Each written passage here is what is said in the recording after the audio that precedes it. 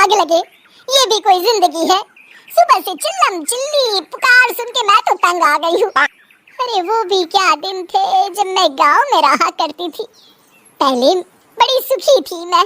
पहले मेरी जिंदगी क्या थी और अब क्या हो गई है। शहर में तो लोग भेड़ बकरी की तरह जीते हैं। जीने का असली मजा तो गांव में है। क्यों, क्या हुआ माँ जी? आज गांव की बहुत याद आ रही है आपको? अरे हाँ बहू, शहर का जीना भी कोई जीना है। लोगों की आधी जिंदगी तो सड़कों के ट्रैफिक में निकल जाती है, और यहाँ रखा ही क्या है। एक बात कहूँ, दिल्ली शहर अब पहले जैसा नहीं रहा। क्या माँ, जब देखो गांव के गुणगान गाती रहती हो। ठीक है, इस बार ना बच्चों के कॉलेज की छुट्टियों में हम सब गांव चलेंगे, ठीक है? हाँ, ये ठीक है। और कुछ दिनों के बाद सारा परिवार अपने गांव चला जाता है।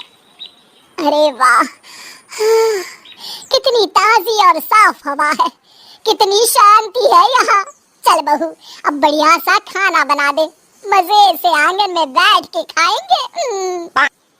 सुशीला गांव का माहौल देख बड़ी खुश होती है। 2 दिन के बाद गांव की कुछ औरतें सुशीला के घर आती हैं। बड़े दिनों के बाद गांव आई है सुशीला। हमें तो लगा कि तू शहर जाके गांव को भूल गई। और बतिया, तेरी बहू कैसी है? जरा मिलवा तो उससे। अरे मेरी बहू तो लाखों में एक है। बड़ी किस्मत वाली हूँ मैं जो मुझे जाने की जैसी बहू मिली है। हमेशा मेरी सेवा में लगी रहती है, और आज तक कभी पलट कर जवाब नहीं दिया उसने। सुशीला की बातें सुनकर सभी औरतें हंसने लगती है।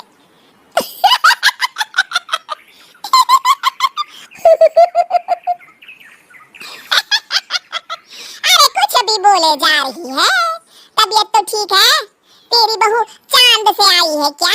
क्यों बहनों, दुनिया की कोई भी बहू अच्छी होती है क्या? सब औरतें ममता की हाँ में हाँ मिलाती हैं। अरे मैं तो कहती हूँ, दुनिया की हर बहू सास का खून चूसने वाली डायन होती है, डायन। मैं तो एक बिल में 1000 सांप के साथ रह सकती हूँ, लेकिन अपनी बहू के साथ नहीं रह सकती। हाँ, तूने सही कहा।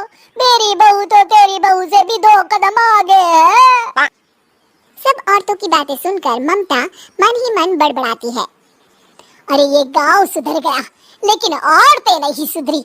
अगर थोड़ी देर और इनकी बेवकूफी भरी बातें सुनूंगी तो मैं सच में पागल हो जाऊंगी। फिर सुशीला उन औरतों को घर से दफा कर देती है और राहत की सांस लेती है। अरे बहू, जरा बाम लाके मेरे सर पर तो लगा दे। उन औरतों की फालतू बातें सुनकर मेरा सर चकरा गया है।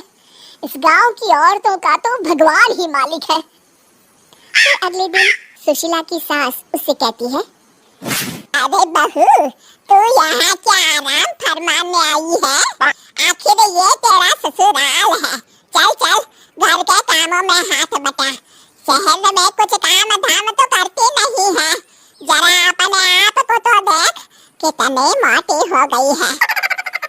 सारा दिन घर का काम करने के बाद शाम को सुशीला, हाय मेरी कमर, हाय मेरे पैरों ने तो जवाब दे दिया। आज तो मुझसे मक्खी भी न मारी जाएगी। अरे बहू, जरा आकर मेरे हाथ पैर तो दबा दे। जी माँ जी, अभी आती हूँ। तभी सुशीला की सास जानकी को रोकते हुए कहती है, अरे रुक जा बहू, एक दिन काम करके इसको इसकी नानी याद आ गई। हम लोग तो रोज इतना काम करते हैं, कोई जरूरत नहीं इसके हाथ पैर दबाने की। सुबह तक सब ठीक हो जाएगा।